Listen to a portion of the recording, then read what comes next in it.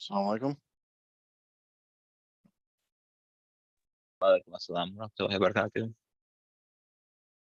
Get started in a second, inshallah. Oh,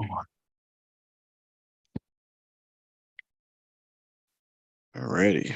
You be getting that backlash. Alhamdulillah, people. أعوذ بالله من الشيطان الرجيم بسم الله الرحمن الرحيم الحمد لله الحمد لله رب العالمين الصلاة والسلام على رسول الله وعلى آله وأصحابه أجمعين أما بعد. Assalamu alaikum, everybody. We're doing a pop-up show, R2F pop-up show. So as you know, with our pop-up shows, it's a little less formal, just to kind of cover whatever is going on at the time. We're doing this pop-up show because we wanted to spend more time or dedicate a segment specifically on the video that, Fatima Jilani and Mudasa Jilani and them released regarding Mubarik Gilani's passing away, his death a couple years ago. They revealed some details in the video, alleged detail. I mean, they revealed details. They got receipts. So we're going to kind of cover it. We're just going to go through the whole video, pause it, comment on it, talk about some things that maybe other people, if you've seen the video, that you might not have realized. Because really it's one of those things that who cares about the whole Jilani feud and fighting over inheritance and leadership and power and status and all that crap. If you're just looking at the Jamaat objectively and the things that have happened, since Jilani's death, and this video comes out, if your eyes are open, you really should be like, yeah, I'm actually done with all this, because there's just so many things in this with receipts that they should open up the eyes for anybody that is actually trying to see the truth. Do we have any other announcements or anything to make? Well, we could talk real quick about the so we got some questions regarding the membership thing on YouTube, some complaints, some whatever. Just know, first of all, it's only $6.99 a month. That's the first thing, which is really pennies a day. You pay more money for that to go get a coffee from Starbucks, so it's not a lot of money. Secondly, it's not mandatory. You do not have to do it. You absolutely do not. You could still access all of our content absolutely free if you want to. All the stuff that we've already put out there is still free, right? Shows like this and shows like our regular scheduled shows, they are going to be free when they're live. Yep. And even shows like this that are impromptu, we might decide to leave them up for a little while since we didn't give you time to prepare and attend the live. So we're still thinking about that. But either way, if you don't have the money, you can still access all of our content live. And afterwards, even though like those shows will go as part of the membership, where you have to have the membership to see them after the live showing, we are going to release the important clips of the show in smaller segments that are more digestible, that you can watch in your own time, 5-10 minute clips. So you don't have to watch a whole 1 hour, 2 hour show. So everything's still going to be accessible. Don't worry. We're just providing a means for those of you who actually want to contribute to some of the things that we're doing. None of this is going in anybody's pockets. It's going to like things like the R2F event that we have every year, is going to things like helping other charitable events in the United States and around the world, or people that need help. It's going to, say, for instance, helping people make Umrah that don't have enough money. All these different things that we do that actually cost money, and we would like to do more of it. And if you'd like to contribute to that, this is an easy way that you could do it. It's $6.99 a month. It'll automatically come out of your bank account, and you don't have to think about it, right? Set it and forget about it. So, Very well said, Jaffer. I have the video downloaded. I have that might be I have the videos here. So You have it downloaded? yeah. Okay, yeah. So I was thinking that was maybe one of the issues, that too much, stuff going on. That's why I was giving like the breaky up or whatever last time we tried to play it. But Okay. go ahead. So give me 1 second to find the video again. It's somewhere here. My okay, yeah, exposing the cover up. I got it. And if you guys have any comments, any observations, throw them in the chats, throw them in the YouTube chat, and we'll try to cover them as we go. Yes. You might notice some stuff that we might not notice. Assalamu alaikum warahmatullahi wabarakatuh. Sheikh Jafar, did you mention I know I came in a few minutes late. Did you mention the show that you were doing like on Sundays, the cult talk or whatever? Did you mention that? Oh no, so yes. Sundays, every Sunday morning. I know it's early. I think it said 8 o'clock I'm doing them, or 8 in the morning. It's when I have free time. It's after Fajr. We're doing cult convos where we can talk about pretty much anything, open up related to cults, PMOA, just to have open conversation, another way of reaching people and engaging with people so that we can get people out of this falsehood. So that's another avenue every Sunday morning at 8 a.m. Attend if you can. If you have questions, bring them to the chat. We could talk about them. We have a few questions that people asked already that we're going to talk about, and any other things. I plan it to be an open conversation where I'm just there to facilitate. So if you want to come and get something off your chest, come get it off your chest. It's open. Anything else? No, if y'all can hear this. Good. Audio good or no? No audio. Oh. I can hear it. I can hear on my end. There we go. Yeah, I can hear. Okay. It's like breaking in and out for me.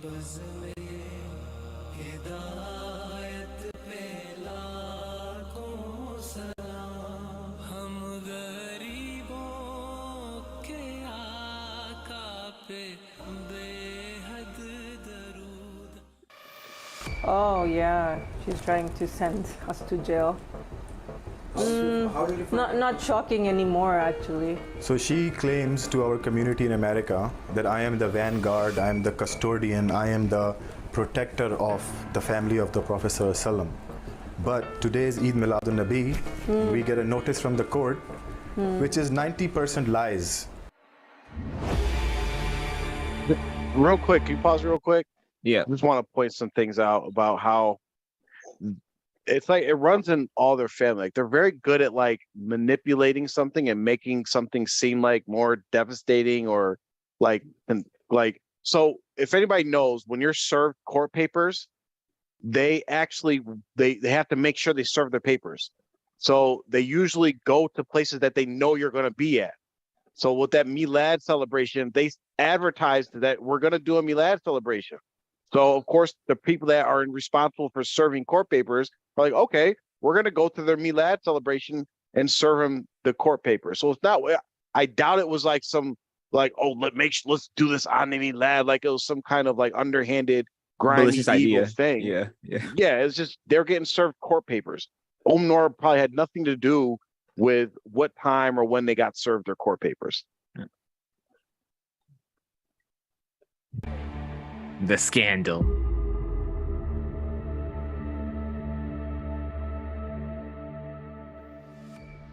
He's an old man. Old people get anxious a lot, like they get really rowdy.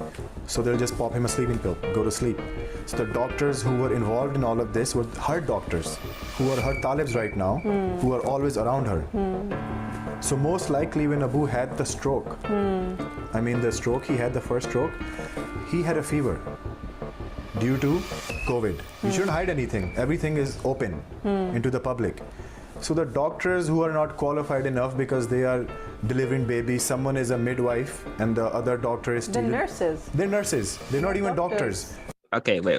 So Mubarak Gilani got COVID is what his son's telling us, right? Which should be alarming to everyone in the Jamaat. because he had the cure for COVID. And as my great friend Mubarak said on the last show, and everyone didn't see it, but shouldn't he be the like source? Like you shouldn't need it. Like he is the Mubarak water. That's him. So he should have even been close to getting COVID.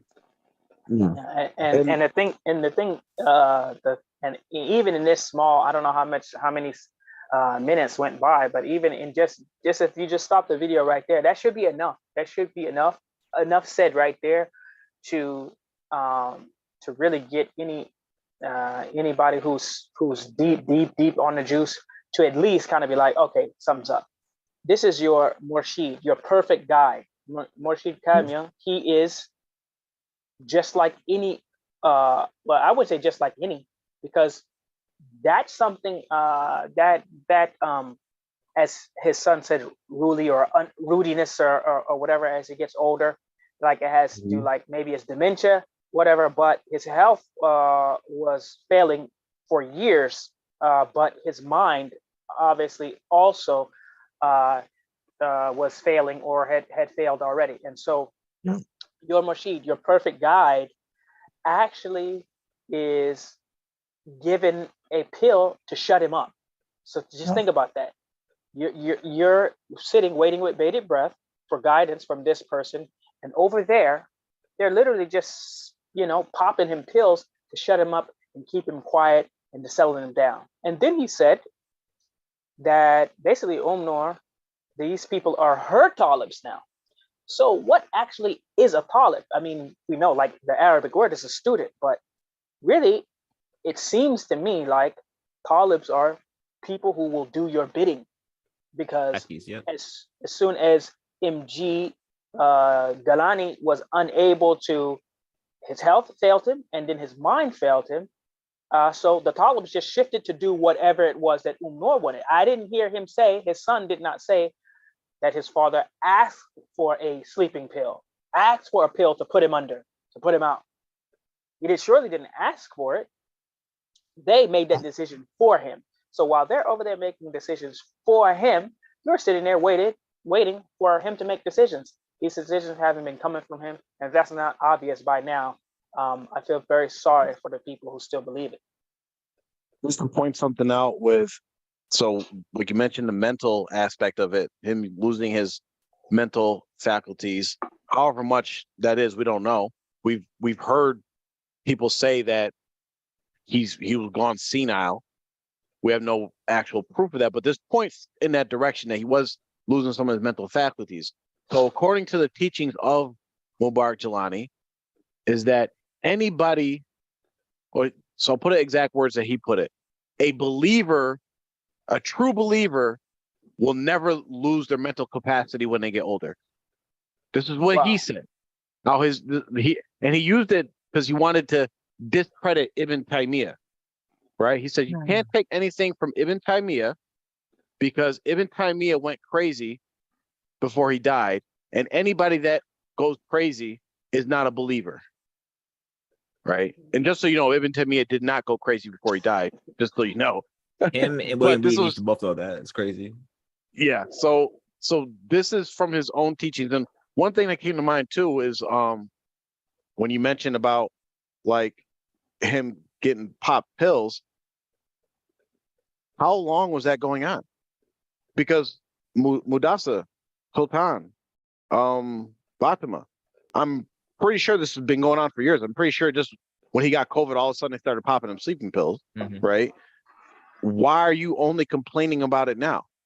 How long has Noor been popping your father pills and running? Like maybe you didn't feel comfortable, maybe you because you didn't want to upset your father, maybe he set this up, but it's very clear that Noor, right, was in charge of the Jamaat for a significant part of time, and that Mubarak Gilani's talibs, servants, slaves, what do you want to call them, easily transitioned to Noor, right? But now, for whatever circumstances they may be, now you guys are finally speaking up about this stuff. Yeah, whenever it's convenient for y'all, and for like Sultan. I don't know if you still are, but you were like part of the Sure Council. So you should have some say or be And even if you're not, this is your father. So in his waning years, when he's reaching the end of his life, as everyone does whenever they get older, you should have been there anyway. You should have had some say or some involvement in everything that happens in the ongoings of your father, because as we know with Fafa, she wasn't able to be there because she was kind of like the outcast. But for you, Sultan and Mudassir for that matter, you guys should have done more, honestly. From what it sounds like, you guys are just talking about it now after the fact, which is kind of sad. But let's continue the video.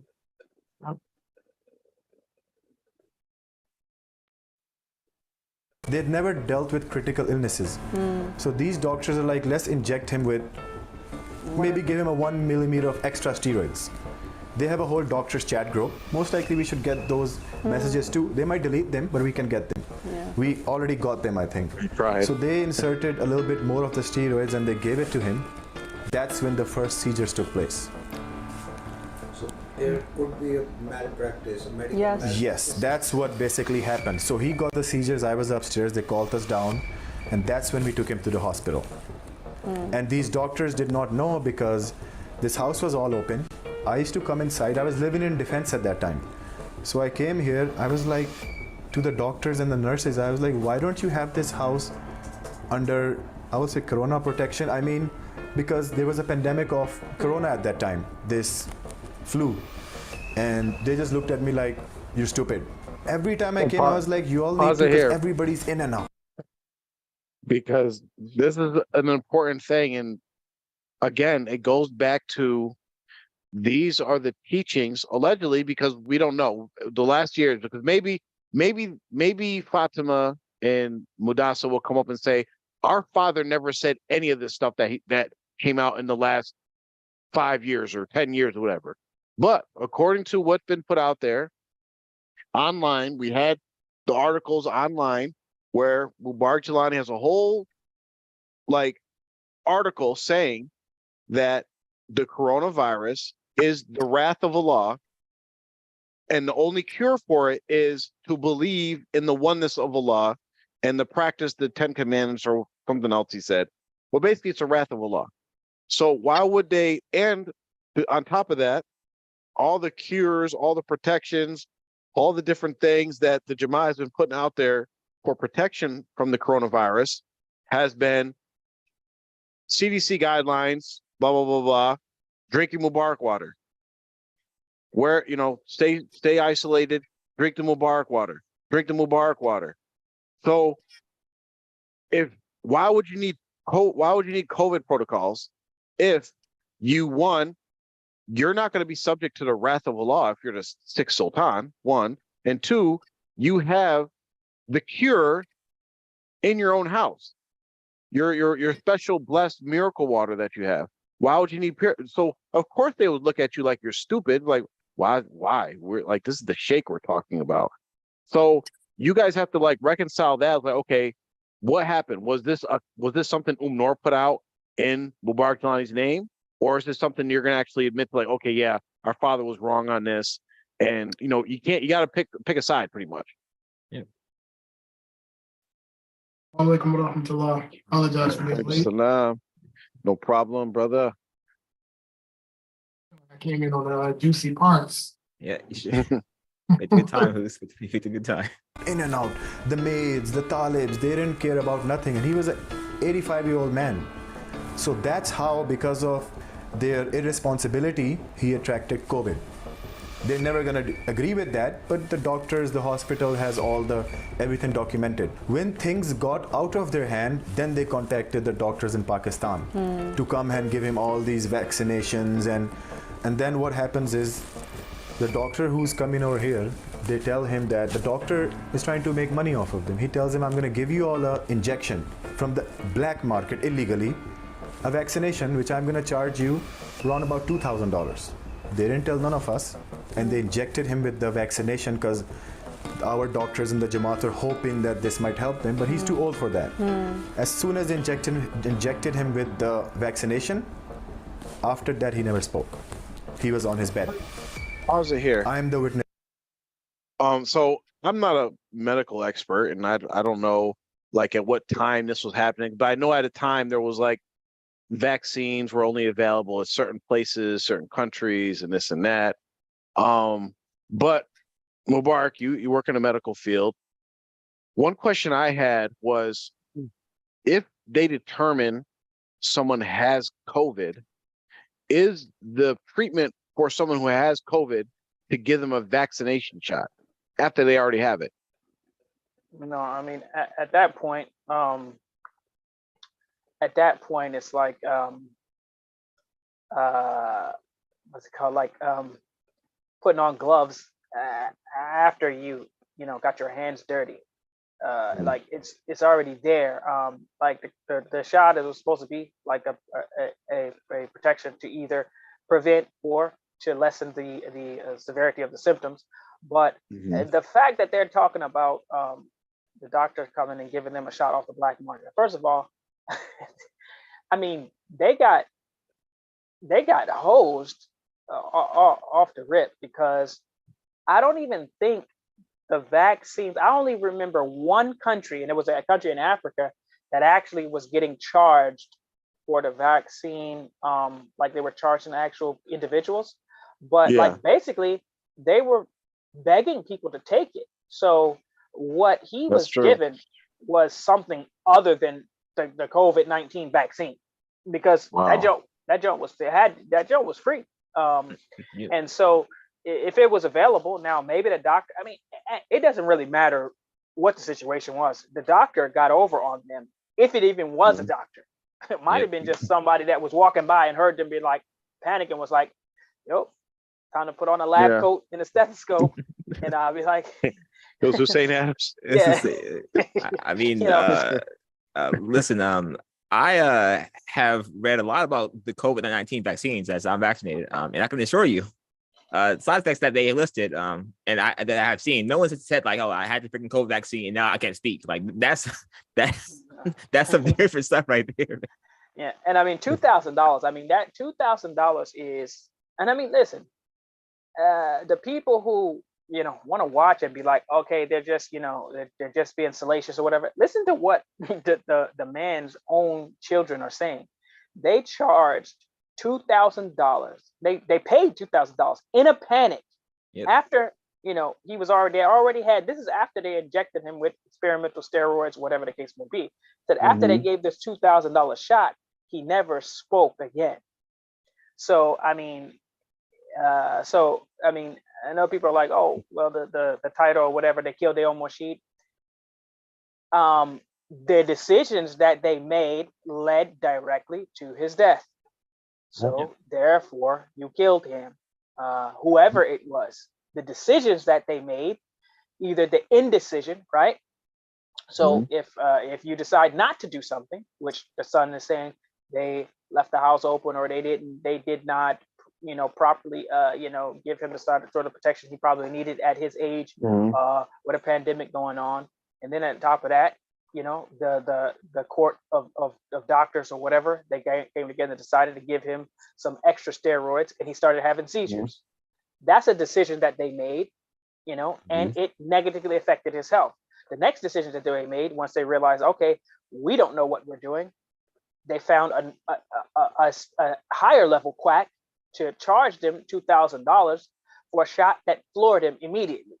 And so he never spoke again. And these are the events that contributed to his death. So I think it's more than accurate to say they killed their own Moshid, because I mean they've been saying this is our Moshid, so they killed him.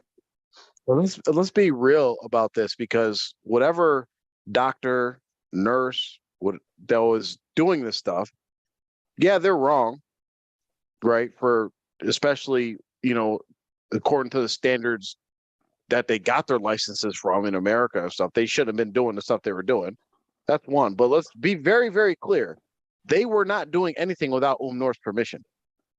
So like he said, like, oh, they didn't tell us about the black market thing. For sure, they went to Noor and said, hey, should we do this? And she said yes. Hey, should we give him steroids? Yes. Hey, should we take him to the hospital? Yes. She was the one making those decisions. So, and on top of that, on top of that, at the very bottom base layer, I mean, before we can even take one step, really, the first thing that you mentioned is what they did was illegal, and anyone who was involved in it should lose their medical license, whatever type of license it is, because to get some random black market, off market, unknown substance and inject someone with, you know, is against every code of ethics. Like, there's no medical board anywhere is going to say, you know what, you can inject people with you know, black market, off market, unregulated, unverified substances from someone who's charging you millions of percent more than the thing is going for just on the street. I mean, the whole thing is, if you would put it before any board, any medical, you know, board, they would take the license of every single person involved. And like, if it's 2,000 US dollars in Pakistan, that's 500 million rupees. So like, like you got this like super like you got this thoroughly scanned out the boots. And for all the like medical professionals they have in the group chat, there's a few doctors who have after, you know, that they're active doctors in real life in America. Did you get your like, you know, your certificate to like do medicine abroad? Because if you didn't have that, then I mean, just let's look at this and not even consider all the transgressions and falsehood that Mubarik Gilani is responsible for, right? You have an elderly man, 85 years old, possibly going senile because they have to pill pop him to keep him under control, gets sick, and y'all literally start experimenting on him, right? If I'm concerned about my loved one, whether it's my uncle, my mother, father, a teacher I look up to, and I'm in a hospital, and someone who's supposed to be a doctor or whatever comes to me and says, "Hey, listen, man, I got this stuff in the back that, you know what I'm saying, might help out. It's gonna cost you $2,000, but don't tell tell anybody. It's on the download, it's on the black." I'm immediately like, I don't want no parts of whatever you're giving me. Because one, I don't know what it is you're giving me. I don't know you to be trustworthy or anything. And if you're doing this black market stuff, obviously you're not a trustworthy person. It could be antifreeze in that syringe. Did y'all test it to make sure it was whatever it was that y'all thought you were buying? Right? Even people who do drugs test the drugs before they make the purchase. Y'all literally probably just bought a syringe and went and shot this in this old man's arm and killed him. It's kind of sad. On top of that, if you think about it, all these medical professionals at their home, wherever they got their license from, Virginia or whatever state they got their licenses from, they would never do what they did at home. Like, they would never, if they had a patient at their normal hospital where they work at or wherever they're at, their clinic, their practice, some doctor comes to them and says, "Yo, I got this joint that's going to help your patient. It's going to cost you," say, you know, over here, maybe they'd be like, "It's going to cost you $27,000, but it's going to work. It's going to cure them. You want it?" They would say no immediately because they'd be like, "This is not safe for my patient." I mean, it's like there's so many codes of ethics when it comes to your medical license that they tell you one thing: you do no harm. You have a commitment to make sure that you are not the one doing the harm, right? So they broke that one straight away because it's like, you know better. They have these rules in place for this very reason, so that some quack doesn't come up and give something that's not even the medication that they're saying that it is. It could have been antifreeze, but that's why those rules are in place. You can't just take drugs off the black market and inject people with it. You can't even do it to yourself. But if you do it to yourself, I mean, that's you, but you're not supposed to. But you definitely can't do it to another person. And on top of that, you have to have the consent of the person in which you're providing this medical intervention for. So they actually would have to have gotten Gilani's consent. He would have to say, they would have to explain to him what the medication is, what it does, the risks, the benefits, and he would have had to agree to have it done to him and then went forward. So they broke almost every rule you could think of medically and still killed the person. But if anyone, I'm actually curious. I have a few questions based off of this information I've been listening to up to this point, and I want to know if in the video, because I don't remember. I know I seen a video back then, but let's keep on with the video because I have a few questions. And I'm curious about a couple of things, and I want to see if they actually expound on it. In the video. So let's see.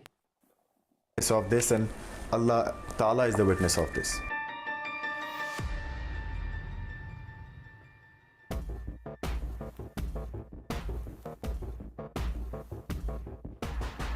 Hey, Amr, you might want to read what this says because I don't know. Yeah. Pull that back and pause that. Basically, that's they're showing that there's proof that he had COVID. He had COVID. It said COVID-19, SARS-2, COVID specimen, nasal swab detected. So basically, they confirmed that he had COVID when he went to the hospital. Cousin marriage? Oh, wait. What? I'm looking at the top. I'm just looking at the thing. It says marital status, married, 80-year-olds, male. Cousin marriage. Oh, yeah. Yes. Cousin marriage? I mean, listen. Nah. No, it says no. No. Okay. Do we know Advised by Dr. So is this the black market doctor, Dr. Muhammad Saqib? I think this is the actual doctor. They probably haven't seen that dude since then. That black market dude came in was like, yo, I got this he had it inside a coat, like it was drugs. Yeah, hey, yo, man, I got the COVID vaccine coat here right here. He opened up his lab coat opened his lab coat, having a bunch of watches. Yep, I got the vaccine. Which one y'all want? John's dipping out. Man. But yeah, so anybody that questions whether he actually had COVID, they're showing you the receipt. So your sheikh, according to his words, allegedly, it's on your own PMOA website, your sheikh contracted the wrath of Allah.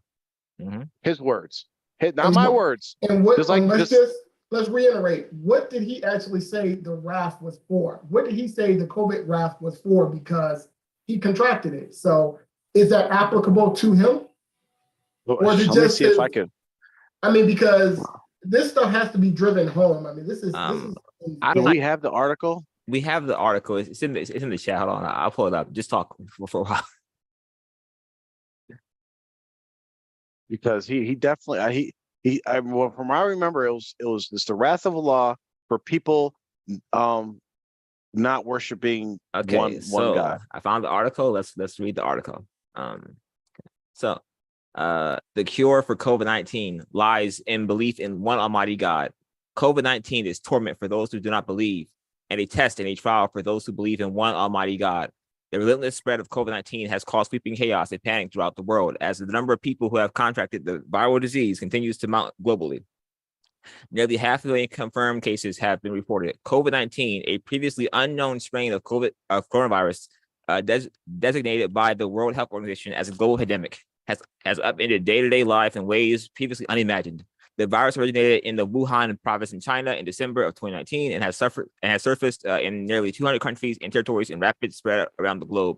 As the death toll exceeds 20,000 worldwide, it's a lot more now. Countries are employing extraordinary measures, including social isolation, closing borders, and race to stem the spread of infectious disease.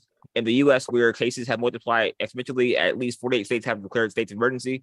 Most have shut down the schools, decreased workforces, banned gatherings, while some have gone in a step further by issuing shelter-in-place orders. The magnitude of the economic devastation cannot be quantified, as international market plunge experts forecast a global recession and the universal health crisis. However, the world should know that COVID-19 is in fact divine wrath from the one Almighty Creator. It is a result of the abandonment of the Ten Commandments, open acts of perversion and lewdness, and the increased embrace of immorality. Throughout the annals of time, the one Almighty Creator punished those who rebelled and disobeyed his commands in the form of calamities such as floods, earthquakes, tornadoes, and plagues. When the people of Hazrat Noah, in English, peace be upon him, practiced polytheism, the Almighty Creator punished them, and they perished in a devastating flood. When the people of Ad rejected the message of Hazrat Hud, peace be upon him, by practicing polytheism and claiming to be mightier than Allah, they were punished and destroyed by a windstorm. When the people of Sodom engaged in homosexuality and ignored the warnings of Hazrat Lut or Lut, peace be upon him, the Almighty Creator destroyed them by raining molten stone down upon them. COVID-19 is not an evolutionary fluke of nature, nor was the fate of people of Hazrat Noah, Hud, and Hazrat Lut, peace be upon them, of which proof exists today, unearthed by archaeologists, invisible to the naked eyes as a warning for mankind. Mankind's accountability to obey the Almighty Creator's laws will never change, and the Almighty Creator's response to disobedience will never change. This is the immutable law of the Almighty Creator. As you sow, so shall you reap. So shall you reap. We see signs of the manifested from the beginning of the creation up till today with the current COVID-19 pandemic.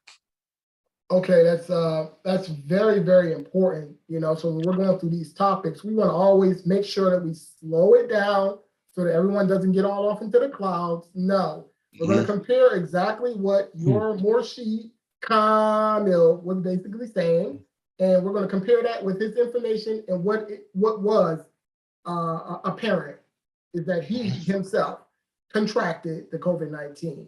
The evidence is there, and when you're stacking evidence, basically a person is challenged. They're challenged within themselves. They have to confront their own lies. They have to start to address the truth within themselves and just face the facts.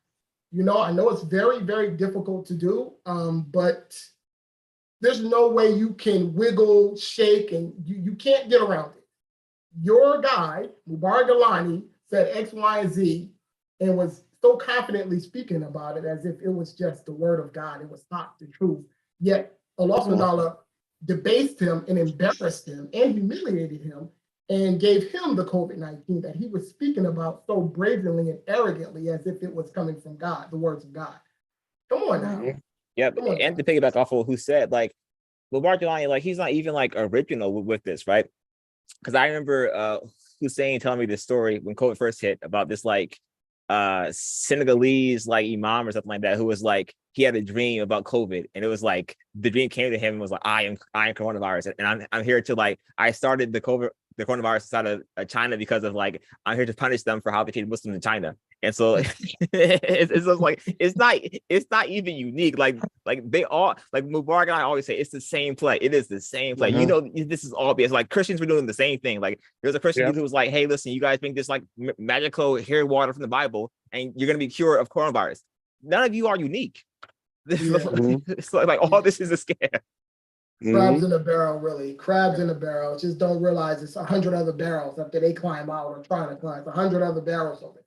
Come on now. Well, this is how you know you're in a cult, is if your leadership or the person you're following or whatever thinks they have the actual answer for everything that happens in the world. Every single like major thing that happens, they have the exact answer, right? Oh, That's this facts. happened? Oh, that's because of blah, blah, blah, blah, blah, blah. Oh, Barack Obama was elected president? That's because of blah, blah, blah, blah, blah. Oh, that so-and-so's the last president. California's going to, like, they have these explanations. And then time and time again, Allah puts these people in their place, but they don't recognize it. Like the first time Mubarak Gilani said, yeah, the Mahdi is going to announce in 2000, whatever, 10. When 2010 came, Mubarak Gilani should have been like, oh, damn. So, what's wrong with me? I'm making these predictions. It didn't come true. At that point, you should have realized if you thought you were talking to Allah, you're obviously not. But no, what do? You dig deeper, make another prediction, make another explanation. And then all the way to his dying day, Allah actually made him an example for his people to show like he was not telling y'all the truth. In his own death as an example for y'all. Absolutely. Let's play the video. All right.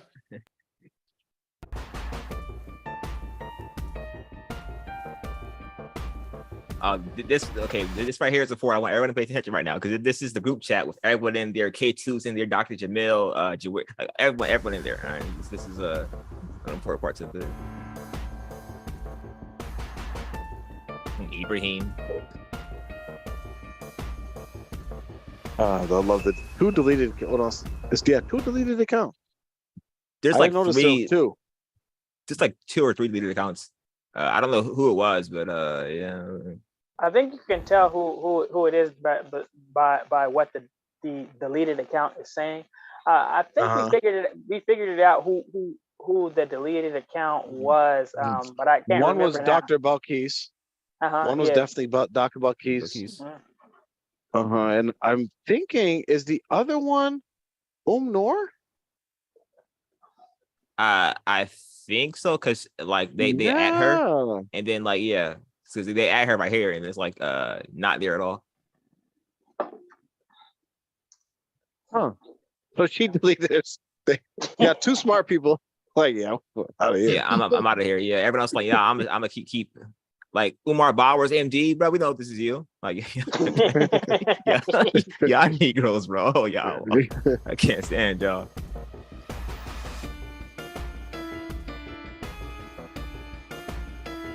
I go through a lot of that. I just breezed through this stuff because I didn't know what they were talking about. All the medical They're just talking stuff. about anything, the drugs they were gonna give him, experimental drugs and stuff, moxifixing,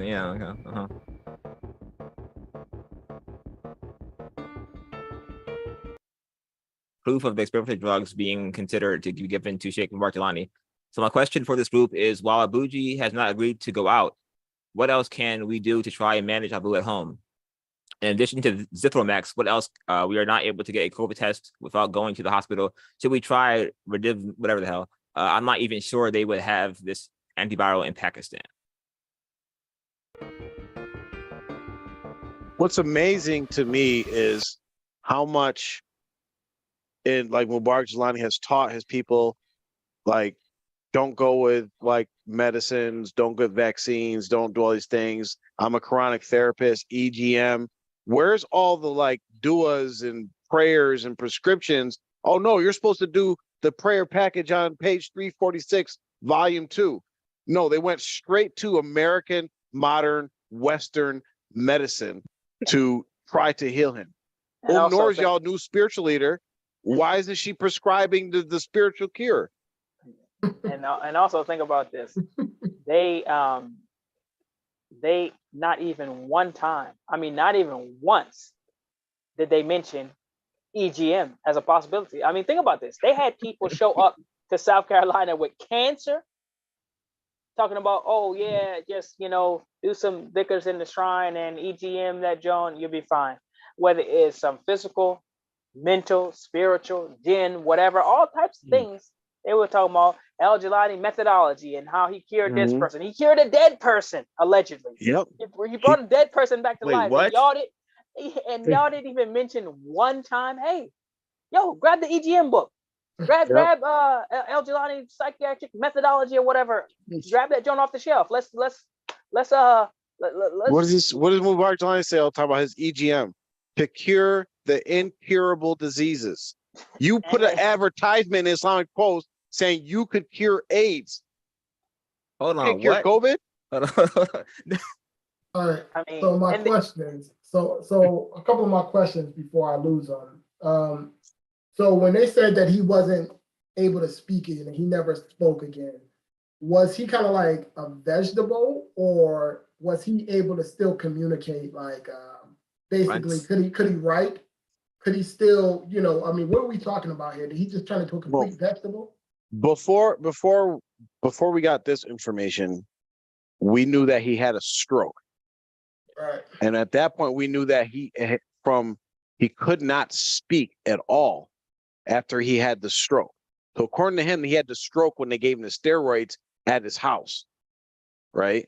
Mm-hmm. So, and from the stroke, the whole left side of his body was paralyzed. May Allah protect us from that. Where I'm going with it is, was he able to give consent for them to try the other experimental black market stuff? Like, was he able to give consent in any way, or did they just go ahead and just do whatever they were going to do? These are real serious questions here, because these are serious allegations as well. So that's basically where I was going with that. Yeah. I'm guessing based off how the stuff is played out that Noor was power of attorney. And I'm pretty sure he couldn't talk. He was either unconscious or whatever. And she was given the green light, the yes and no's to everything that was going on. That's what I'm I'm Yeah. guessing. I'm guessing that she had a dream. Like everyone else that seems to have in that family conveniently. It's like, yeah, well, that's what he said, kill him. So go ahead and give him this actually the freaking like the mysterious freaking cure thing probably was like, you know, like the EGM from the grave. And like he was like, yeah, listen, I had a dream about this cure. And here we are now. Gonna inject him up real quick, shut him up forever. Sick of him. Halal revenge. All right. I want to give him some experimental drugs. I don't know if those drugs are experimental or not. I have no idea.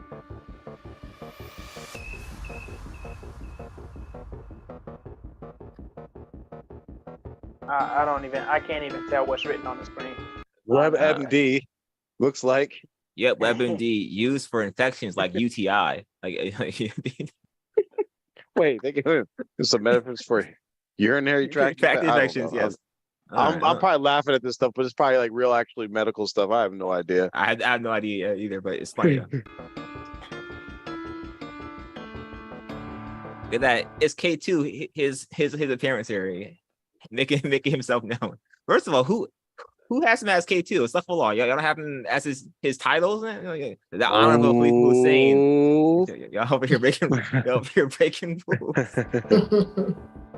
Well, it's interesting. So real quick, because one of the things I kept looking for in this chat was for the message that appeared on the right side to see who's actually giving up the goods. If you notice, there's no message that appears on the right side of the screen. Yeah. But one of the things that they mentioned in one of their earlier videos is that because of Mubarik Gilani and this history, or whatever, they have that Israeli whatever intelligence thing that documents all these people's social media activity. And they said that they have access to it. So it was like, oh, maybe they actually weren't bluffing about that. And they got this from the ISI. The ISI people who've been tracking all their WhatsApp communication. Wow. Not the CIA guys, it's ISI, all right? His own thing. Yeah.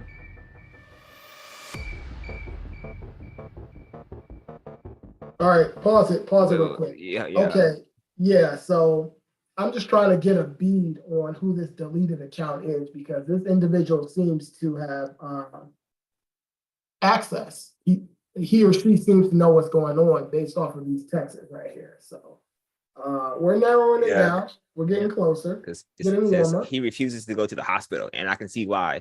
Because they're gonna give him first thing they're gonna give him is a COVID test. Right. Yeah. So obviously, he was isolated. It had no choice but to stay there. Yeah. Okay. He should. He has COVID.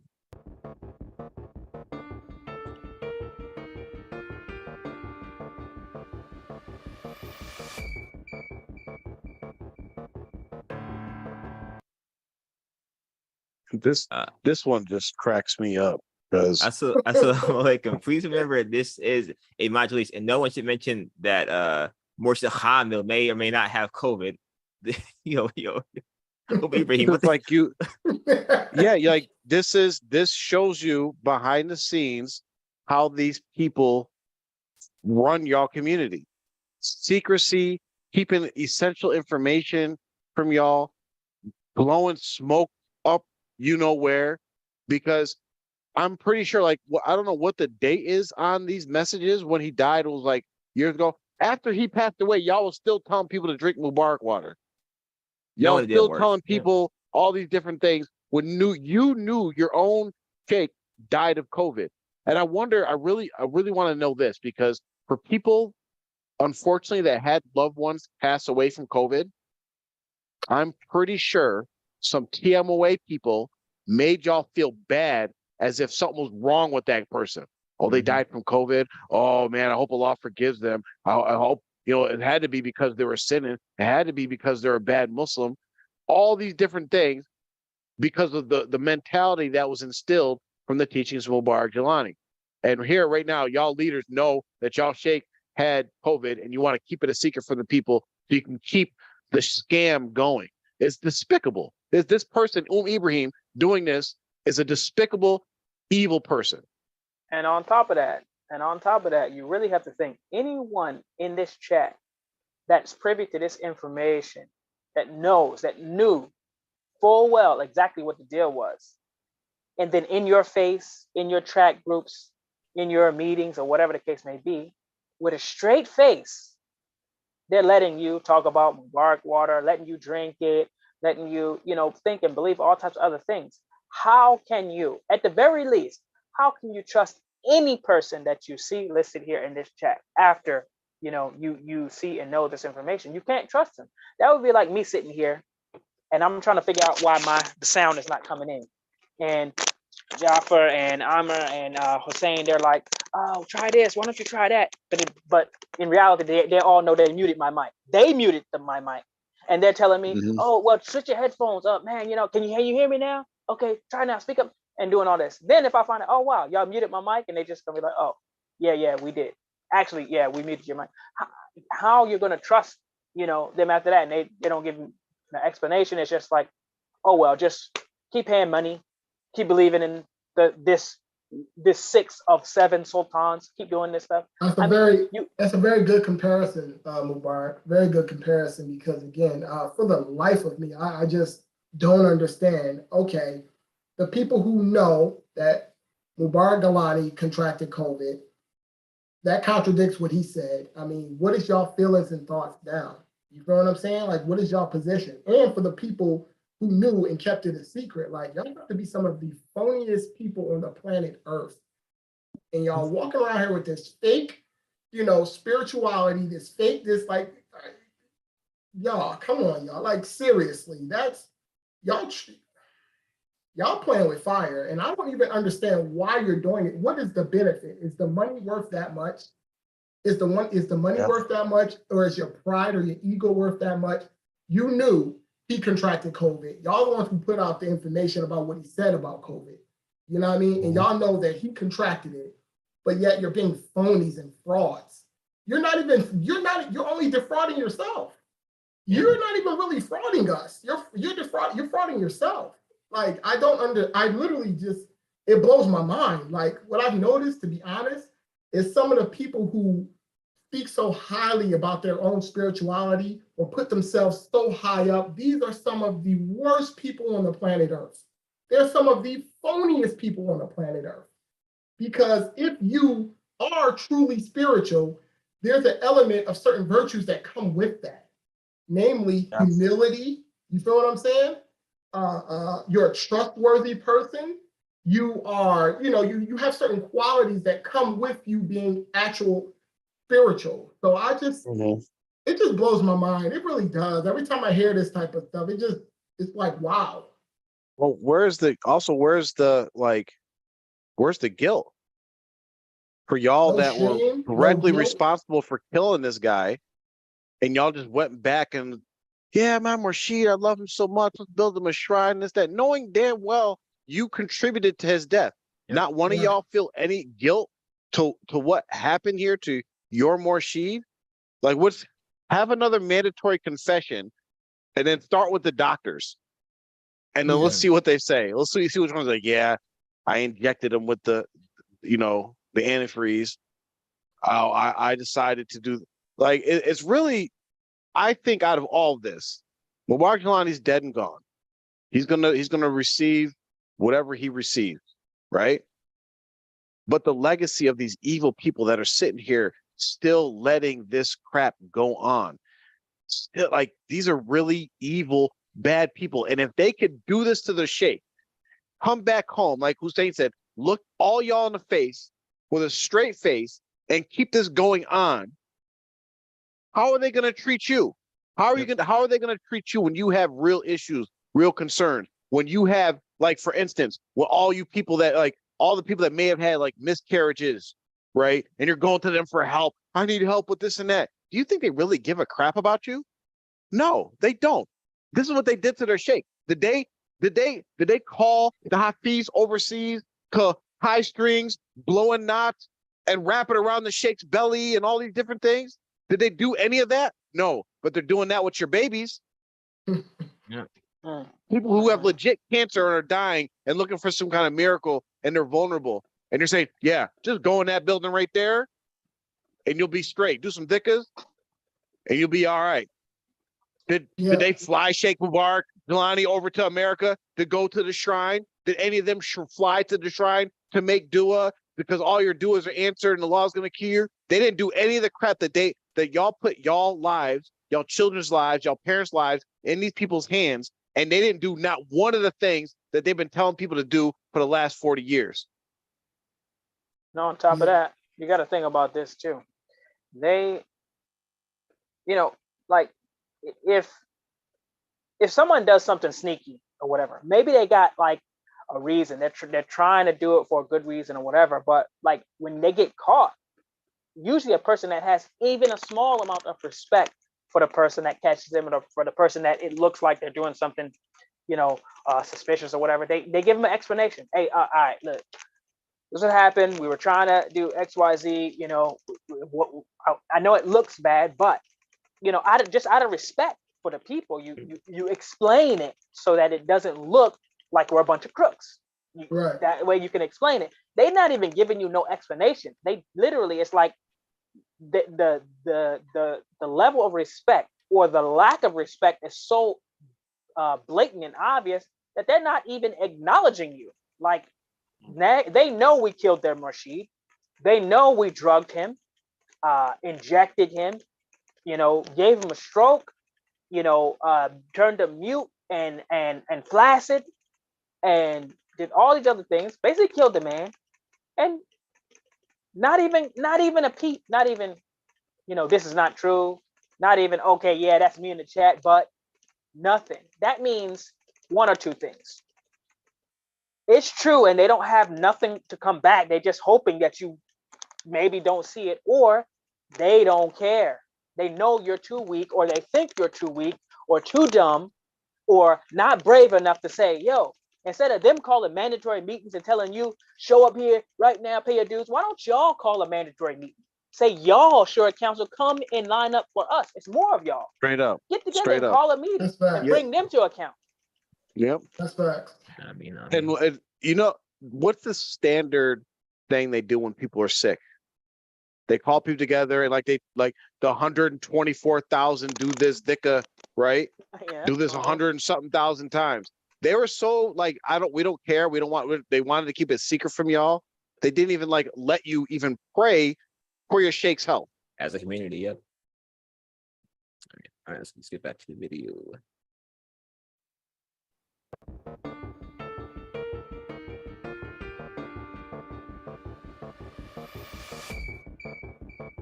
Wait. Mubarak, when it says BP is excellent, I talk about blood pressure for blood pressure, yeah. Okay. No comment.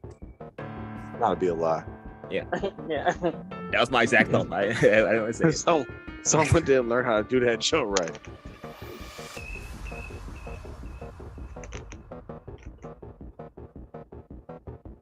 That's Dr. Jamil sighting. Look at that. Mm-hmm.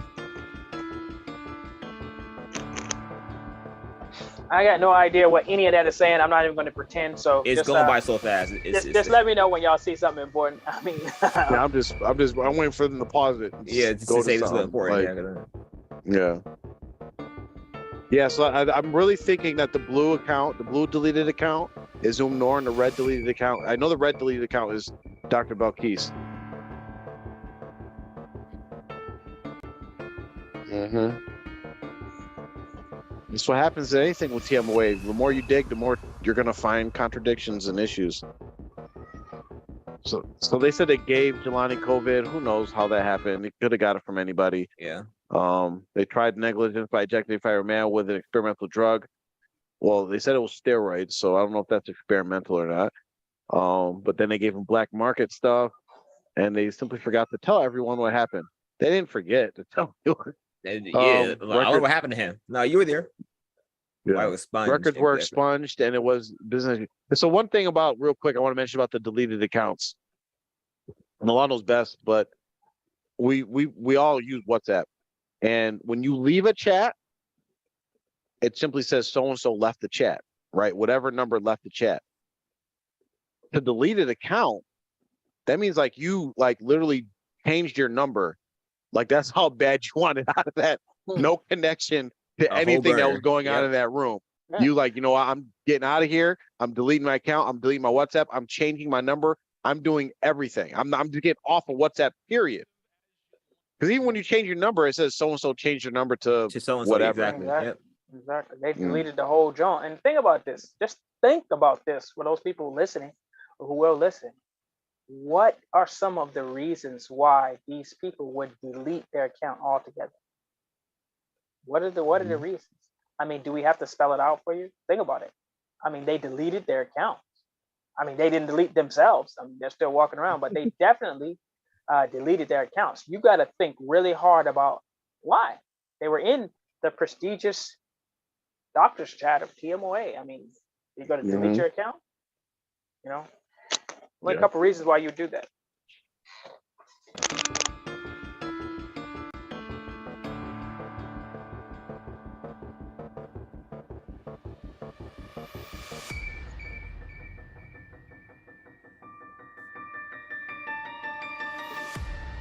How do you know you're in a cult when you're literally living like soap operas? Your leadership is literally a soap opera. Here together, all Shadi's wives, sons, and daughters who are here, and we're audio recording this meeting so that we can discuss, these matters which Shadi has left behind. And basically, I'm going to make a statement and present to you all things that Shadi has said and things which Shadi has left. And then I'm going to give my recommendation, and then I'm going to leave you all to decide what you all would like to do, how everyone would like to come together to do this. So how did he say it if he could not talk? How did he say it? Did he write it down? How was he able to communicate? I'm still dealing with that because they said that he never spoke again. So I'm just trying to figure out, how did he get to a point where he was able to transfer power over to her or communicate this? And why didn't he just communicate it with everyone if he had the ability to communicate? Why didn't he do that himself? Why did he leave it to her to do that, to where she has to call this meeting? I'm just my spider senses are tingling, but come on, go on. Mine are tingling too, simply because what wife is calling is calling him Shadi instead of like a pet name or anything like that. Like she is so detached from this man. It clearly has been for a while. It's just like, bro, why you like everyone in image about calls him Shadi? You do too, as his wife. That's facts. That's a very good observation. That's a good point. Yep. Each of us know is that Shadi did not want the family to be divided, and that should be kept in mind, when thinking about all of these things. So real quick, I want to mention this is that you have to pay attention to what's being said. You also have to pay attention to what's not being said. So from the Fatima Jilani side and the Mudasa side, y'all paused the recording. You wanted us to hear that part. Then you didn't let us hear the part about what allegedly Mubarik Gilani left or what he said to take care of matters. You then jumped to another part of this audio recording that left some important parts out. Because what did Mubarik Gilani allegedly say that he wanted to happen? There's a reason why you're not playing it. Good point. So, but go ahead. Yep.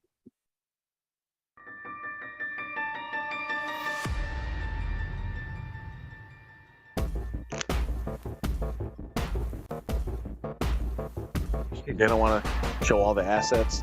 Yep. Just real quick. If y'all thought that Zainab Adams had anyone's interest in heart besides her own, you guys were listening. You guys were very naive. Yeah. Jaffer, Mubarak, and I saw this coming a mile away. We this is why we always say we're sad that the old channel's gone, because we're gonna dang, how'd you guys know? Because it's clear as day. Mm-hmm. This is clearly what's got to happen. It's gonna bug y'all. Yep. Straight up.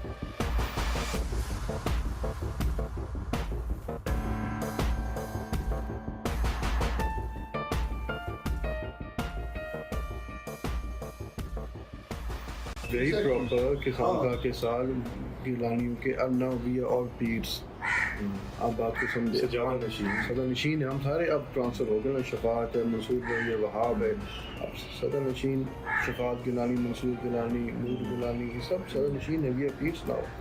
वहाँ पे setup एक छोटा हो होना चाहिए सब वो आए सब मिले बैठे Wait a minute, pause it so that people can see this. So read the writing, people, right? Ali Jilani can be heard saying now all of them are peers. So a peer in Islamic Sufi methodology or lingo, a peer is like a saint. So the son's saying, we're all saints now. We're all saints now, and we're all Sajid and Nashin. It says that's what means successors. Okay, so you're all successors. You're all Sufi successors now. Zainab agrees with him, and the family saying, however, the khanka or the shrine, right, has to be divided according to mutual decision. As so, they're dividing the shrine. So just think about this. Allegedly, these shrines are holy places to go and worship and get blessings from Allah. How do you divide that up?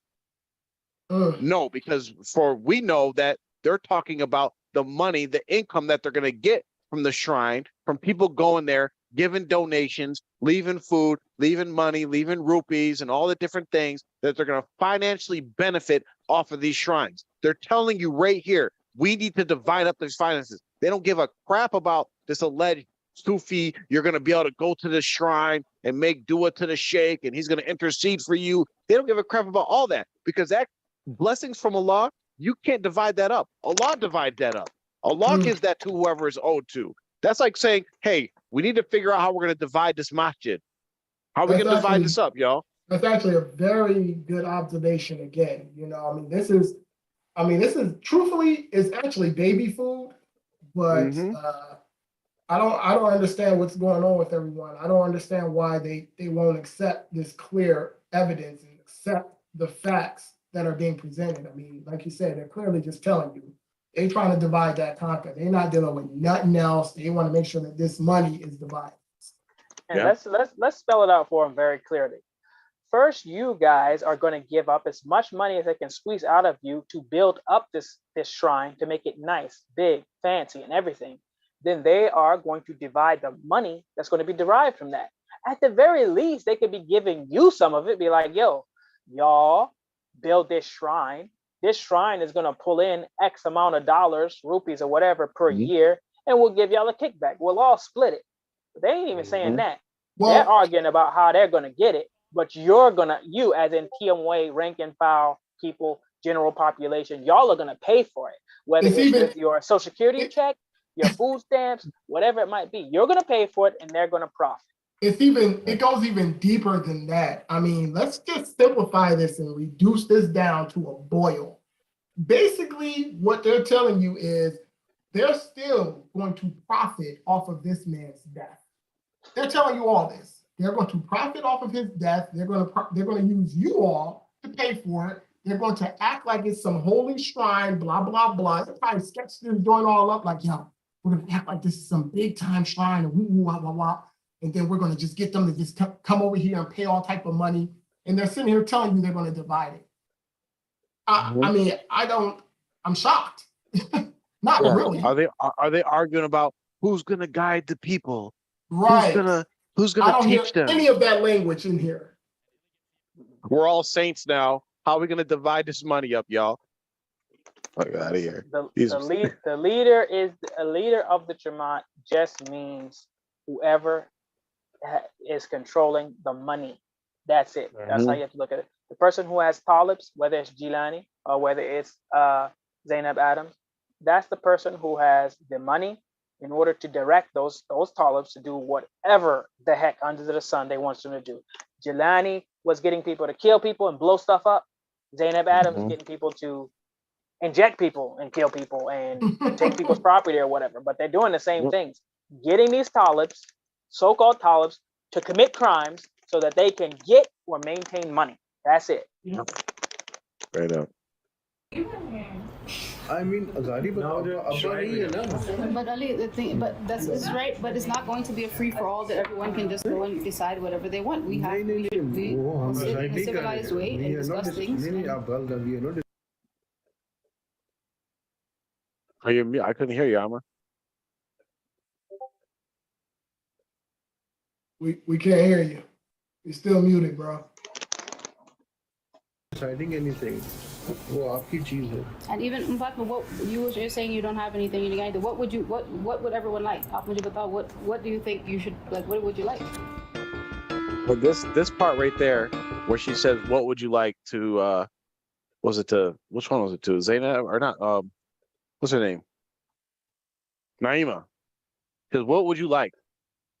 So if you watch any type of criminal enterprise like movie, this is a classic scam, right? So say for instance, me, Mubarak, Boost, and Amr decide to go rob a bank, right? And I'm the person in charge of going in the vault and filling up the bags.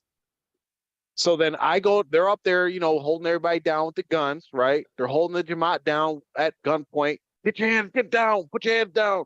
Don't call the cops, right? I go in the vault, fill up all the bags, run in the car, in the back of the car, and get in the car. We drive off, we escape. We get back to the base, and I counted the money.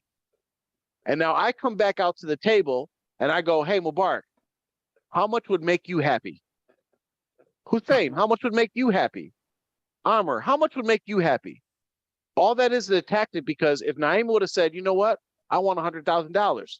Then I was like, oh, Bert, there you go. There's $100,000. Hussein, how about you? I want 150. Boom, there you go. Meanwhile, I got like $60-70 million in the back of the bag because these guys don't know how much I got. Yeah. And all I want to do is make them happy so that they don't come and ask for more money. Yeah.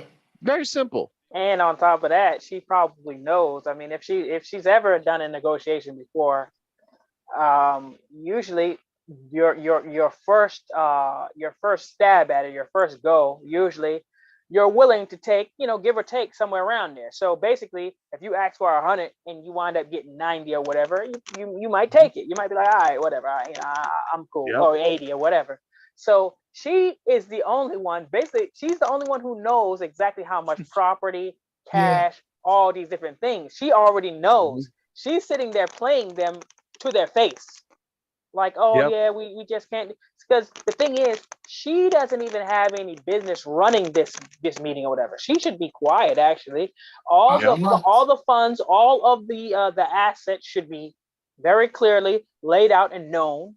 And those people who are in charge, basically his sons, the people, his actual relatives. She is his wife, so she gets a small portion, but it's not even in the ranking of things. It's not even close. So she shouldn't even be speaking. She should literally be basically saying, "I'll just take my little sliver and go." Well, And the people who have the thing. Are we even talking about inheritance in accordance with what the Holy Quran has stated, or are we talking about something completely different where they're just making up something to where they're just going to be like, we're divvying up this money? Like, I'm trying to make sure that we have a clear distinction here, because if it's inheritance, that's already laid out in the Holy Quran. You they know, haven't mentioned one time with the children, the males and the females. So this shouldn't even be that big of a topic if it is inheritance. So I don't know. They haven't mentioned one time Quran, Sunnah, Hadith, anything Islamic. I mean, we haven't heard it mentioned one time in regards to this, but it could be possibly, like, for instance, if your assets are tied up in maybe cars, homes, you know, businesses or something like that, you could do a thing where, okay, listen, if you want the home over here, I'll take the one over here. Okay, maybe the value is a little bit different, but I like this one better. Maybe they could be doing something like that, but you know, I mean, I don't know. Is it safe to say that, I mean, because we haven't really heard much from the son Shafat. I remember he had came in and was trying to, I guess, infiltrate the ranks or whatever and trying to do some peace treaty with us or whatever.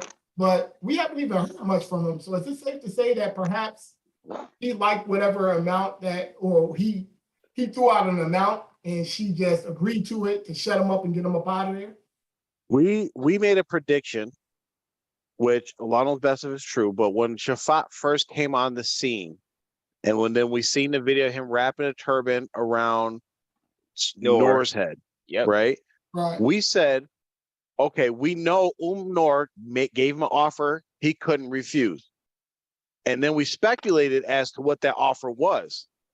We said she probably gave him some kind of access to, like, you're going to get the money from the shrine. And you can kind of see that playing out because they're blocking Mudasa and Fatima and them from going to the shrine, but there's multiple pictures of Shafa all up in there. So it's a very easy deal to make, to say, hey, okay, Shafa, you know what? You be on my side, you support me, I'm going to give you the shrine business, or we could split that, or whatever what he was going to say yes to. And then you got a son, an older son on your side supporting you and whatever else. But which none of them seem to realize is that this little bit of money they're fighting over, the shrine, the $5 million in assets and cash, that's nothing, because the big money is what's actually feeding all that, which is TMOA. And let's be very clear once again, this obsession over money is actually a form of shirk. We have to be very, very clear about that. You know, if you put anything over Allah subhanahu wa ta'ala, that is a form of shirk. Nothing should go over top of Allah subhanahu wa ta'ala. Apparently it seems like these people are doing everything in the name of money. Everything. They're making the sacrifices, they're trying to kill people, they're, stepping over their siblings, they're fighting, they're clawing, and doing all this stuff. No one has, to this point, I haven't seen an amicable approach, a respectable approach amongst siblings. Everyone's fighting to, let me get this shot, let me get this shot. I mean, literally, y'all worshiping money worshipers.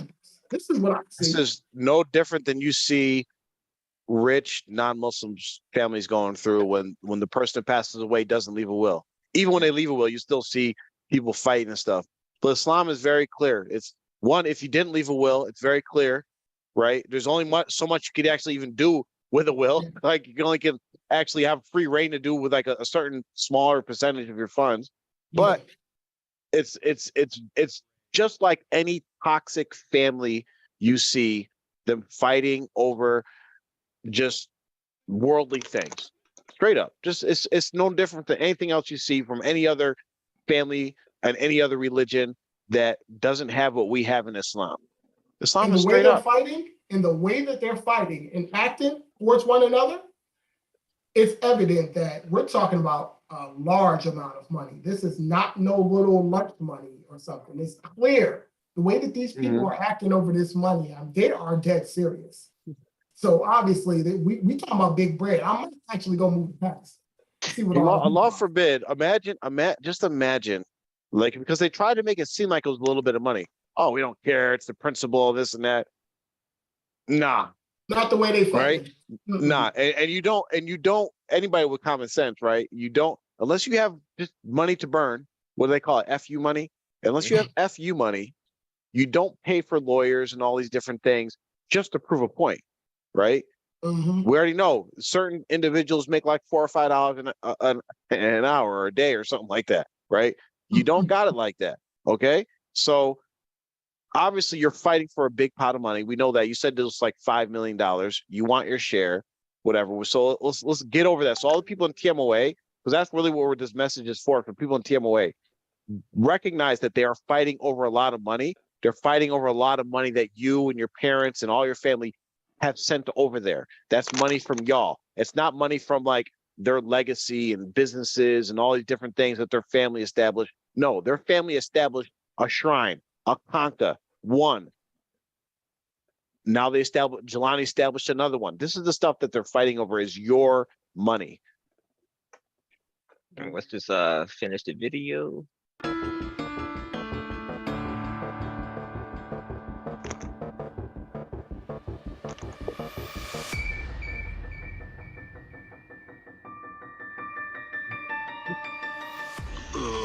You can say the statements, you can work on that, and you can share the statements with me, and initially we'll see what sort of messages I can post on my page. Secondly, about Umnur, I really don't know what sort of message she has been given to the Jamaat, and secondly, what messages Abu has been given to the Jamaat, and I have no clue. And you mentioned about the dollars coming to Pakistan. I have no clue how much money came because Abu never shared anything with us. All I know is I've been pushing job. I've been working practically for the last 25 years. I'm on my own. And as far as the financial support is concerned, we never got any financial support. Practically from our father. It was like just like he used to do. He would treat us like as giving money to us was like a favor from him to us. So all the luxuries of life were enjoyed by previously Fatma and then now Noor. So we, our three brothers, we're just hanging in the middle with practically nothing. And even in the inheritance, we are left with nothing. So this is what I'm gonna. This is what, from my side regarding the question you asked. So you can share the scripts, things which I can post. I'll see, and then we'll see what we can post and how we go about it. As far as your question regarding the support from the family and from Abu's old Talib in Pakistan, they're kind of willing to support me to be the male head of the Jamaat. But the thing is that in Abu's life, Abu nominated Umnur to head the Jamaat. Now there comes the thing that I personally just cannot go against it. Even my let's skip over this. So real, just so everybody knows, this is just an audio. This is just an audio from Shafat when he was trying to like negotiate with us and trying to take over the Jamaat and trying to sell us. And it was basically like a job interview. It was like telling us to check out his LinkedIn profile and all these different things. He basically condemned his Abu. He condemned Noor. He condemned Naima, Fatima, Sultan, Mudaza. He condemned everybody. And then the next day, he was on Noor's team. So that's pretty much all that audio is. So we can kind of just skip over that. Yeah, he just pandered to us, same as the other people in his family do. Never took action against Shafat. Nope, she bought him. Yeah. Shafat. Oh, it's so interesting. She's Very not suing him. She's actually best friends with the one person in the family who went against Abu. Can you believe that? The one? Never mind. Your stepmom is. There's two now. Yeah. Has she ever sued R2F? Good question.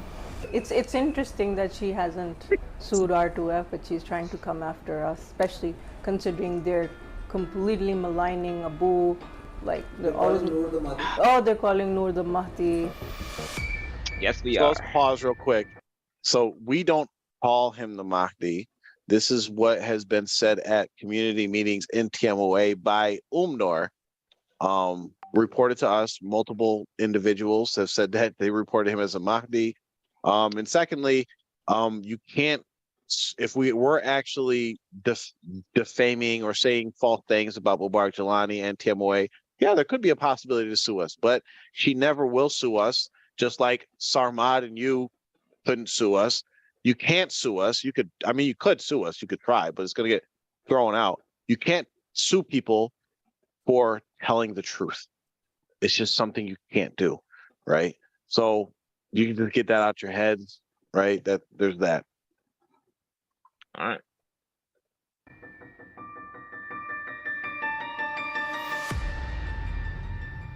Defamation, which he is also carrying out on social media. That is funny that Noor is suing them for defamation, which they're telling the truth too. They're providing receipts and all that, but it's different. It's freaking Pakistan. It's whoever has the most money is going to win that case. He won't dare try that crap in America. Definitely wouldn't. Only happens overseas.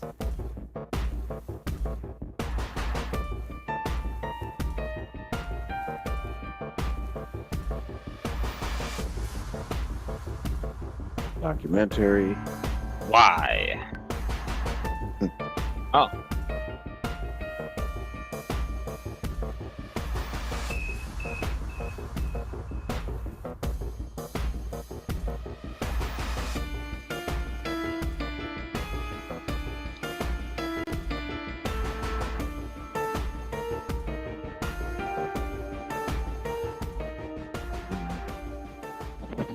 Oh, he supposedly sent Sultan and Mudasa to leave. Subtitles, please. I can't even hear it. We can skip over this too. Basically, I think this is where he said I think this. You have to stop. Go ahead. I think this is where he said that Sultan was in charge and he would take care of them or something like that. Yeah. Okay. Yeah, he said take care of Sultan and Sultan will take care of you. No, he won't. The whole community has heard this before. This is about Sayyid Sultan Gilani, who is residing in America, in Islamabad, the community's headquarters. So this was a message from our father who established this community. He was telling them that he will be the one who is going to guide you, take care of you all, protect you, and he's going to lead you all. So what's Sultan doing these days? The case is very sad that he has been pushed aside, and at this moment I don't think he's involved in any of the community affairs. Dang, tough. Jeez, she got kicked off the Shura Council? Oh no. When I came back from Umrah, I messaged her actually. Yes, for sure. I messaged her a very hearty message saying I've just done my Umrah and I feel we should sit down as a family, sort this out, let's not go to court and deal with it as a family and get everything back together. And I told her, if you don't want to speak to me, speak to Umi. You know how she responded? She filed a lawsuit against me. I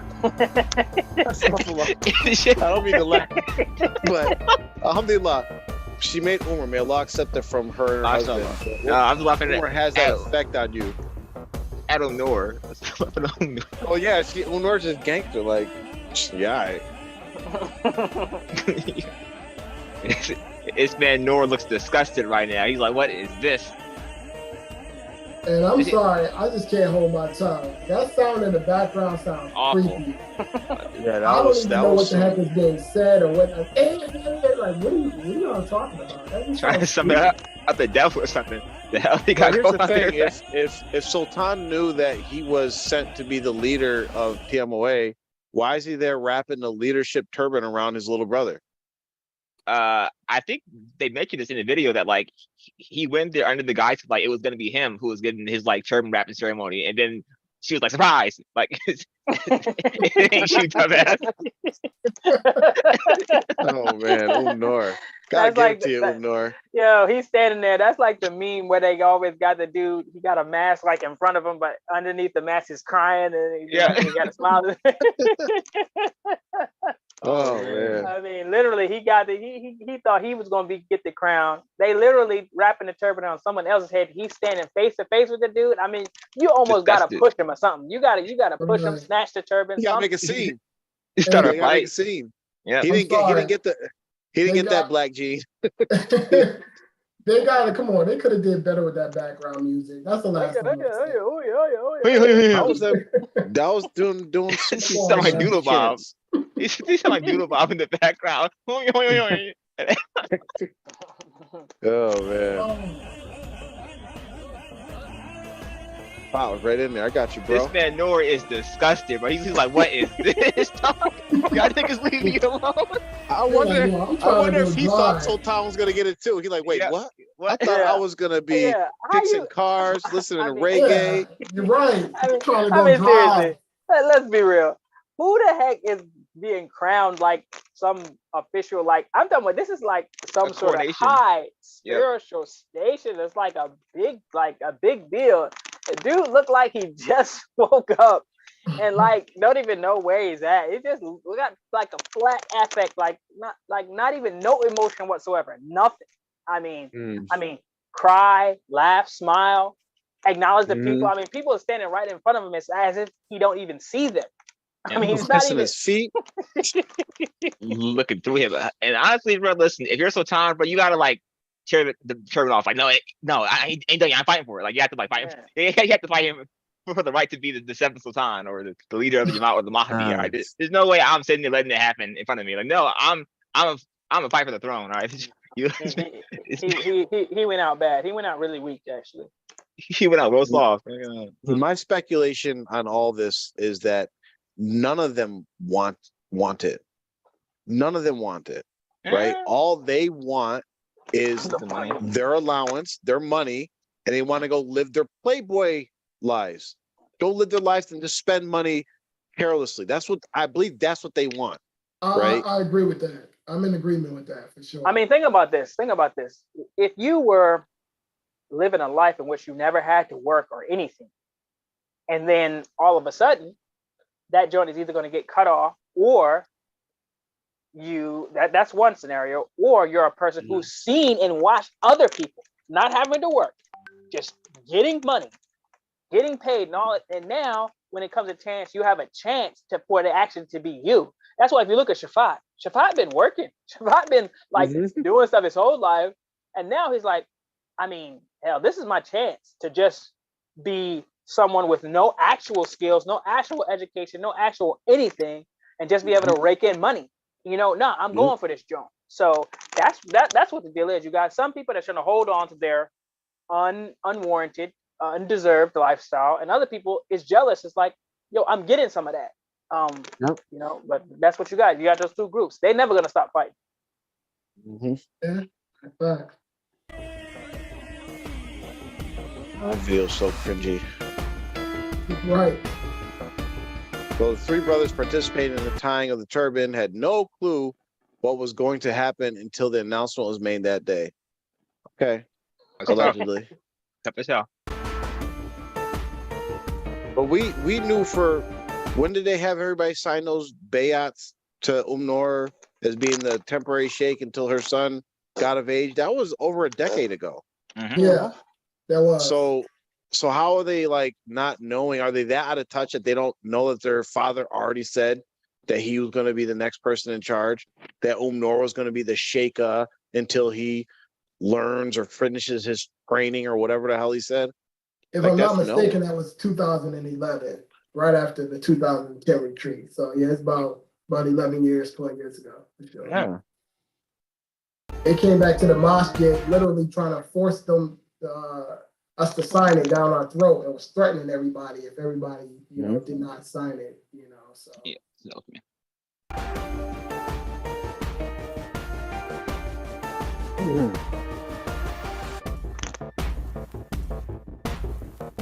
Oh, it was the fight, not Sultan. See, this is why it doesn't pay for you to be a little rat snake, because because they know that they can't trust you. Like clear as day. Like, if this is a movie, right? If we make this into a movie, Shafat is definitely the comic relief. It's providing all the laughs in the movie. It's fun time now. But you know what? Seriously, I mean, let's give the flowers. Let's give Noor her flowers. I mean, she had all of them believing that they were going to be the leader, but it was going to be her the whole time. I mean, she fooled all of them. Her own son didn't even know what the hell was going on. He got crowned the heir apparent, but he didn't even know or care. But Shafat showed up thinking it was going to be him. Sultan sitting there salty as heck thinking it's going to be him. I mean, she the only one with a clue. I mean, she was playing chess, and they weren't even playing checkers. They didn't even know they were getting played. She just like, she thought I'm playing Candyland. I mean, you gotta at least give her flowers for that. I mean, if you just look on a pure, like, who the smartest in the bunch, I mean, it looks like she at least is multiple levels smarter than any one of them guys. They're struggling bad. I mean, she whooped them bad. Yeah. One thing that when you were mentioning that is and this is of course speculation, but it kind of plays into my theory of like, especially Noor not even wanting anything to do with this leadership. What is a possible reason why you wouldn't tell Noor? Because if he didn't want it, then he wouldn't show up, or he'd be prepared to like, no, I don't want it.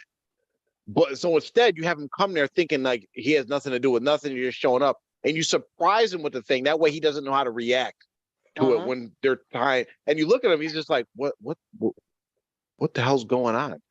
Why? What, Yeah, that sounds spot on. That sounds spot on. Yep. Let's get back to this video. I bet any amount of money he went to walk away like he did in that other video.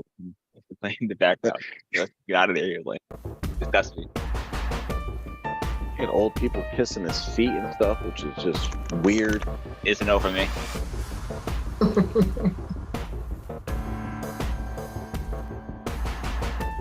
No other option to but comply. This is all planned by Zainab. Zainab is She's smart. Like She's the operator, bro. what is those Chinese movies where you just have the general with the fan? This is like the master strategist. Sitting there waving in the chair like, I all according to plan. Yeah. That's a Kiyomi on them. Okay. What does it say? The self-proclaimed vanguard of the Ahlul Bayt spends her spare time suing the Ahlul Bayt, including the wife of Sheikh Jilani amongst them. I mean, she was also a wife. And again, like I said this months ago, Noor does not care about any of y'all. The only people she cares about are her kids and her brother and stuff. Like besides that, bro, like all of you are just dead to her at this point. Like she clearly doesn't care about y'all. Y'all think like, oh, we were family before. She was married to my father, Baba. She still his love. But like she clearly does not care about anything y'all got going on. And she's so interested only.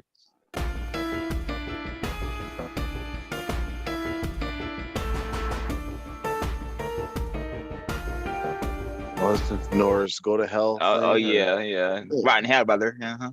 Yeah. Disrespect to the Sheikh's wife in public is worse than blasphemy.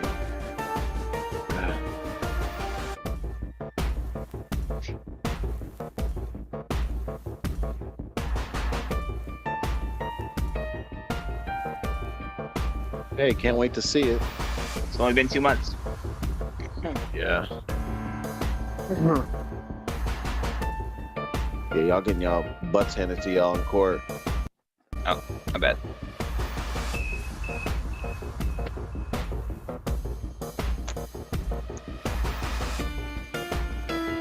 Strict accountability. Yeah, we advise y'all that too. Take strict accountability. So much account that it doesn't leave your pocket. Yeah.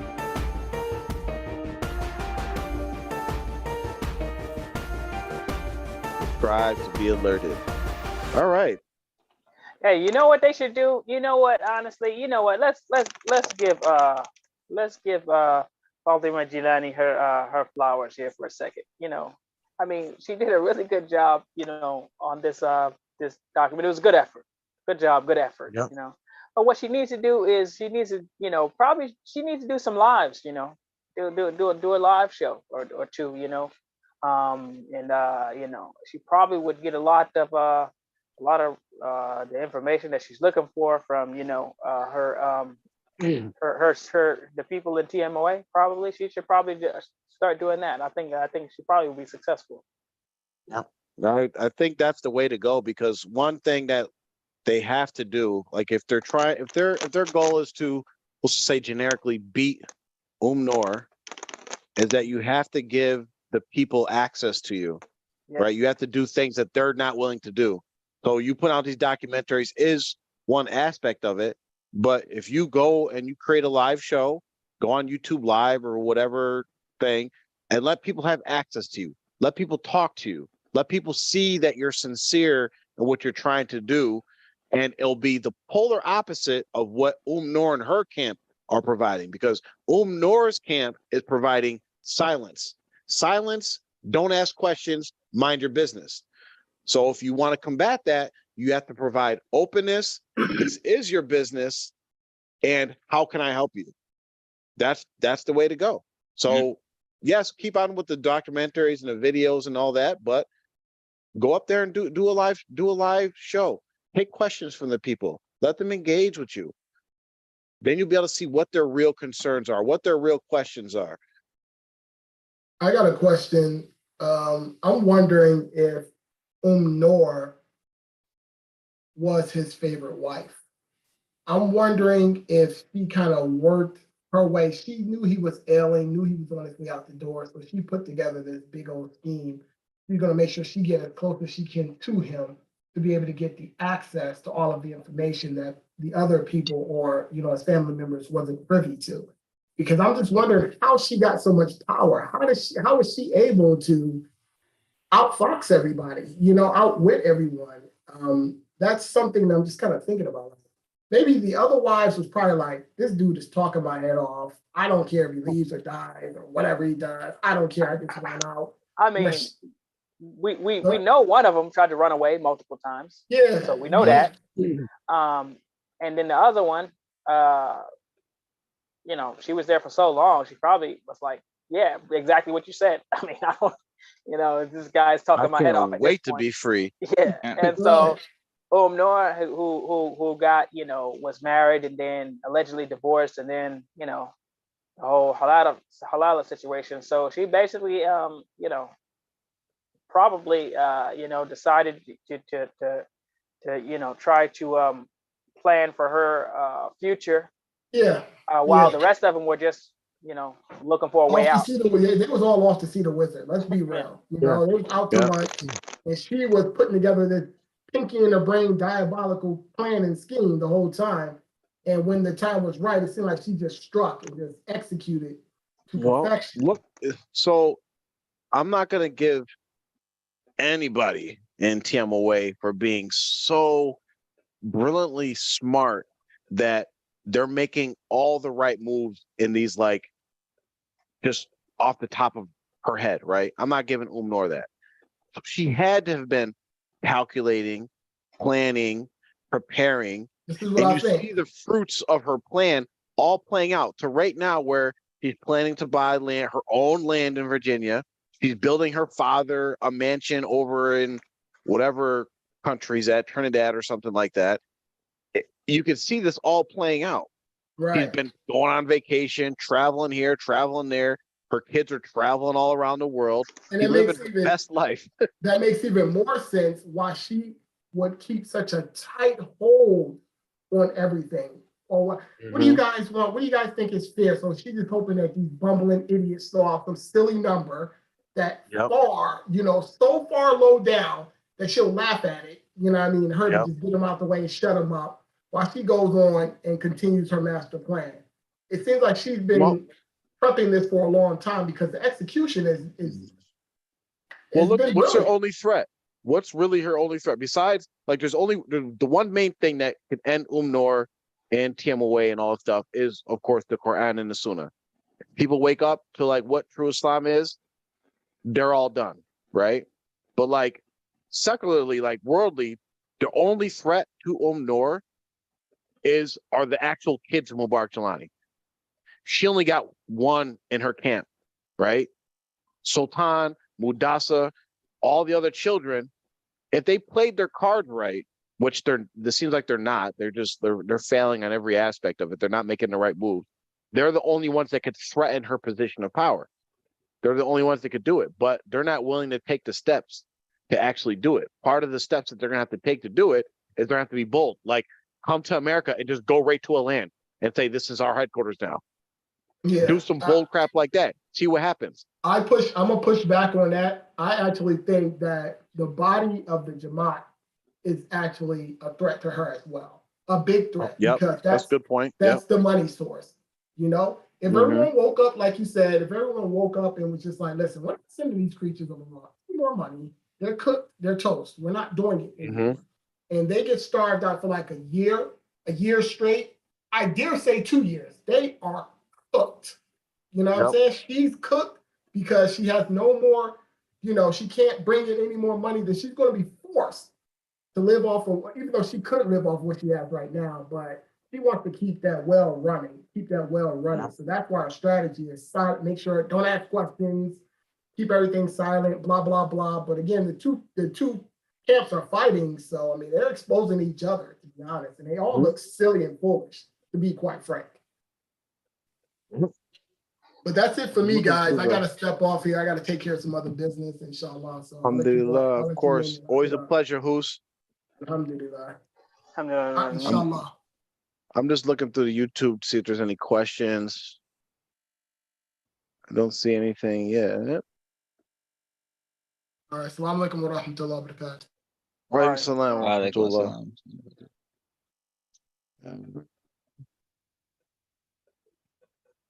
Yeah, I don't see any questions, so I think we're good. Anybody have any last words or any other observations before we sign out? I think I'm good. Okay, so our next show is going to be, we can preview our next show is going to be February, was it 24th or 23rd, I believe. I think so, yeah. February 23rd, we're having a special guest on. We're gonna have a brother who's part of the new Dar al-Islam movement on as a guest. We're gonna have some questions. We'll start putting out advertisement for that, so stay tuned to that. Again, every Sunday morning, 8 o'clock. We have cult talks, cult convos, so tune into that. Soon, Mubarak's going to be doing something with the Quran, a special show where he's talking from the Quran, specifically conversations related to the Quran. So stay tuned for that. And again, everybody, the content's free. It's there. It's available. Try to attend the live shows. Try to participate. We appreciate everybody's support. And may Allah bless you. Anybody want to close us out? سبحان ربك رب العزة عما يصفون والسلام على المرسلين والحمد لله رب العالمين. السلام عليكم ورحمة الله وبركاته. Wa alaikum